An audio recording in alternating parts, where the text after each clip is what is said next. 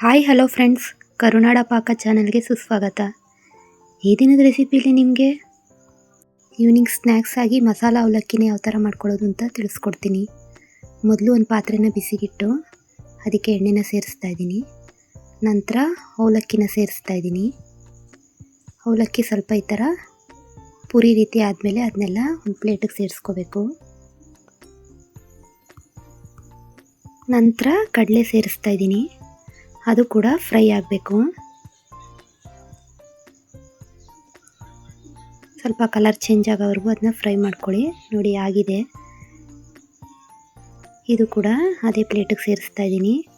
ನಂತರ ಕಡಲೆಕಾಯಿ ಬೀಜ, ಅದು ಕೂಡ ಫ್ರೈ ಆಗಬೇಕು.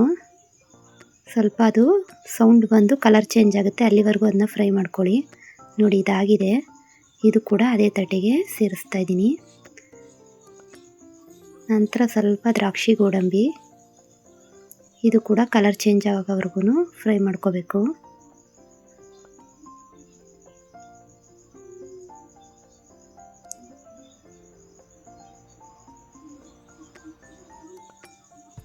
ನೋಡಿ ಇದಾಗಿದೆ.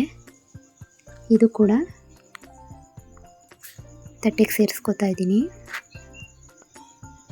ನಂತರ ಬೆಳ್ಳುಳ್ಳಿ ಮತ್ತು ಒಣಮೆಣಸಿನ್ಕಾಯಿ, ಇದು ಕೂಡ ಕಲರ್ ಚೇಂಜ್ ಆಗಬೇಕು. ಬೆಳ್ಳುಳ್ಳಿ ಸ್ವಲ್ಪ ಕಂದು ಬಣ್ಣ ಬರಬೇಕು, ಅಲ್ಲಿವರೆಗೂ ಇದನ್ನ ಫ್ರೈ ಮಾಡ್ಕೊಳ್ಳಿ. ನೋಡಿ ಆಗಿದೆ. ಇದು ಕೂಡ ಅದೇ ತಟ್ಟೆಗೆ ಸೇರಿಸ್ತಾ ಇದ್ದೀನಿ. ಈಗ ಸ್ವಲ್ಪ ಕರಿಬೇವಿನ ಸೊಪ್ಪು,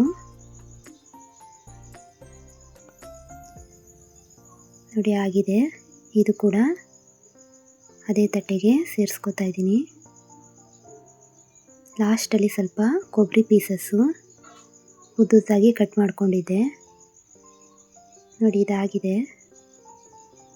ಈ ಕಲರ್ ಆದರೆ ಸಾಕು. ಇದು ಕೂಡ ಅದೇ ತಟ್ಟೆಗೆ ಸೇರಿಸ್ಕೊತಾ ಇದ್ದೀನಿ. ಇದಕ್ಕೆ ಒಂದು ಮಸಾಲೆ ರೆಡಿ ಮಾಡ್ಕೋಬೇಕು. ಧನಿಯಾ 2 ಸ್ಪೂನಷ್ಟು, ಜೀರಿಗೆ ಒಂದು ಅರ್ಧ ಸ್ಪೂನು, ಸೋಂಪು ಒಂದು ಅರ್ಧ ಸ್ಪೂನ್ನ ಸೇರಿಸಿ ಸ್ವಲ್ಪ ಫ್ರೈ ಮಾಡ್ಕೊಳ್ಳಿ. ಸ್ವಲ್ಪ ಡ್ರೈ ರೋಸ್ಟ್ ಆಗಬೇಕು, ಆ ಥರ ಫ್ರೈ ಮಾಡ್ಕೊಳ್ಳಿ. ಈಗ ಇದನ್ನ ಒಂದು ಜಾರ್ಗೆ ಸೇರಿಸಿ ಸ್ವಲ್ಪ ತರಿಯಾಗಿ ಪುಡಿ ಮಾಡ್ಕೋಬೇಕು. ನೋಡಿ ಜಾರ್ಗೆ ಸೇರಿಸ್ತಾ ಇದ್ದೀನಿ.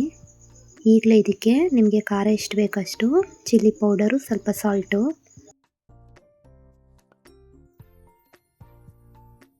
ಈಗ ಇದನ್ನ ತರಿಯಾಗಿ ಪುಡಿ ಮಾಡ್ಕೋಬೇಕಾಗುತ್ತೆ. ಸ್ವಲ್ಪ ಅರಿಶಿನ ಸೇರಿಸ್ತಾ ಇದ್ದೀನಿ.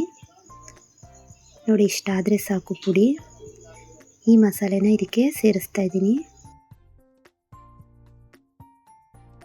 ನಂತರ ಇದನ್ನ ಒಂದು ರೌಂಡು ಮಿಕ್ಸ್ ಮಾಡ್ಕೋಬೇಕು. ಇದಕ್ಕೆ ಯಾವುದೇ ರೀತಿ ಮಸಾಲೆಗಳು ಬೇಕಾಗಲ್ಲ. ಇದು ಸ್ಪೆಷಲ್ ಮಸಾಲೆ ಪೌಡ್ರ್ ಮಾಡಿ ಹಾಕಿದ್ದೀವಲ್ಲ, ಇದೇ ಒಂಥರ ಡಿಫ್ರೆಂಟಾಗಿ ಟೇಸ್ಟ್ ಕೊಡುತ್ತೆ.